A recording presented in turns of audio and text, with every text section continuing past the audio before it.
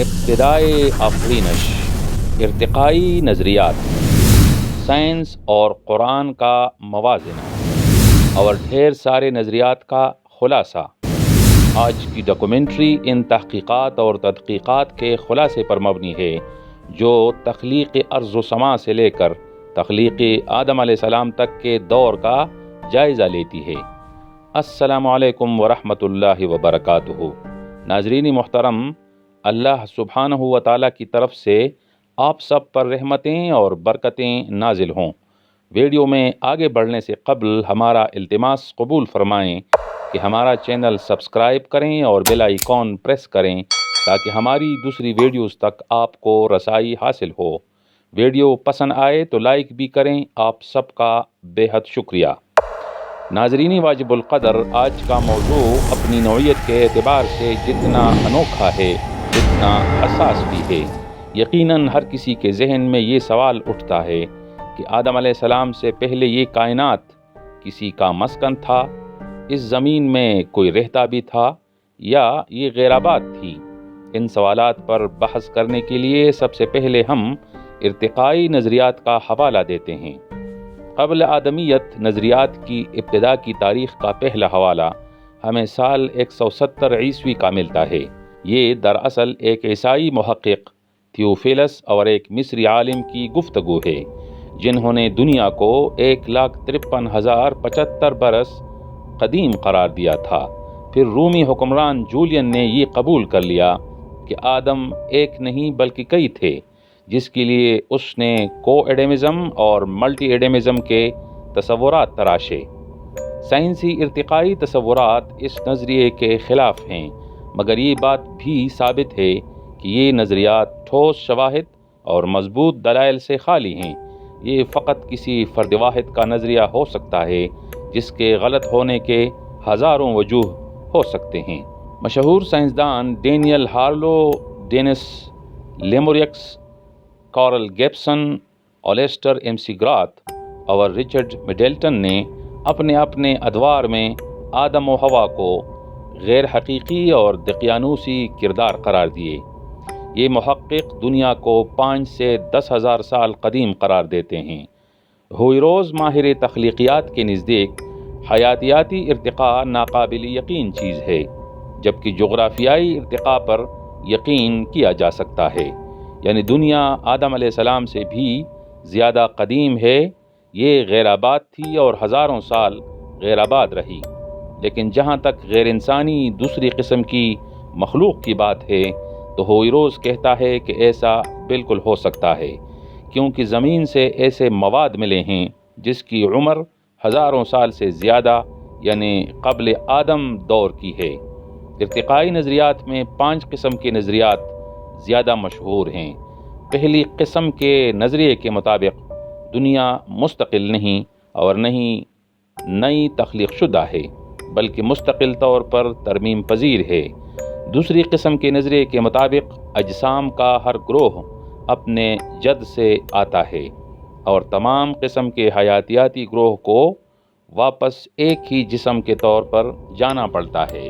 ایک تیسری قسم کے نظریے کے مطابق اجسام میں تقسیم و تبدل کا عمل جاری رہتا ہے۔ ایک اور نظریے کے مطابق زندہ اجسام درجہ بدرجہ ارتقاء کے ذریعے تبدیلی حاصل کرتے ہیں۔ یہ اچانک کسی عمل کے وقوع کے نتیجے میں پیدا نہیں ہوتے۔ اور 5واں نظریہ جینیاتی تبدیلی کے عمل پر منحصر ہے کہ زندہ اجسام کا جینیاتی ترمیم جینیٹک موڈیفیکیشن پر انحصار ہوتا ہے۔ ایک مشہور محقق چارلس ڈارون کے نزدیک جینیاتی ترمیم کا نظریہ انسانوں کے ارتقائی منازل پر لاگو ہوتا ہے۔ یہ انسان پہلے بندر تھا جس کی ایک دم بھی تھی، مگر وقت گزرنے کے ساتھ ساتھ جینیاتی تبدیلی کا عمل وقوع پذیر ہوتا رہا جو بالآخر بندر سے انسان پر منتج ہوا۔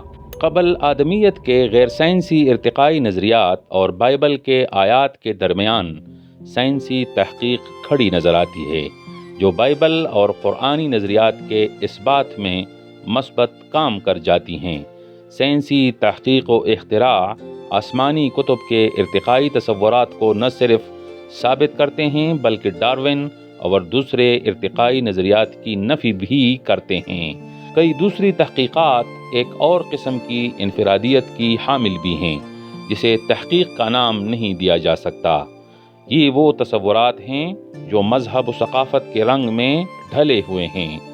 ایک مورخ کے نزدیک اس دنیا کے پہلے آبادکار ہن اور بن تھے جن کی خونریزیوں اور فسادات کو ختم کرنے کے لیے پروردگار نے جن پیدا کر دیے۔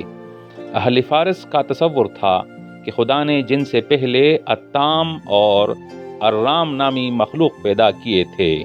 اسی طرح اہل یونان ان مخلوق کو ٹائٹن اور زیوس کا نام دیتے تھے۔ قرآن حکیم نے اس موضوع کو سورۃ البقرہ میں نہایت قطعی اور سادہ انداز میں زیر بحث لایا ہے۔ سورۃ البقرہ کی آیت نمبر 30 میں ارشاد ہے، اور جب تمہارے رب نے فرشتوں سے کہا کہ میں زمین میں اپنا نائب بنانے والا ہوں، تو فرشتے بولے کہ کیا تو اس میں ایسا نائب بنائے گا جو فساد پھیلائے گا اور خون ریزی کرے گا، اور ہم تیری تسبیح و تقدیس بیان کرتے ہیں۔ فرمایا مجھے وہ معلوم ہے جسے تم نہیں جانتے۔ اس آیت سے دو قسم کے نقطۂ نظر سامنے آئے۔ ایک قسم کا موقف جنات کے قبل آدم علیہ السلام کے وجود کا قائل ہے۔ علامہ طبری رحمۃ اللہ علیہ نے حضرت ابن عباس رضی اللہ عنہ کا قول نقل کیا ہے کہ روئے زمین پر پہلے جنات رہتے تھے جو فساد گرد تھے اور خونریزی کرتے تھے۔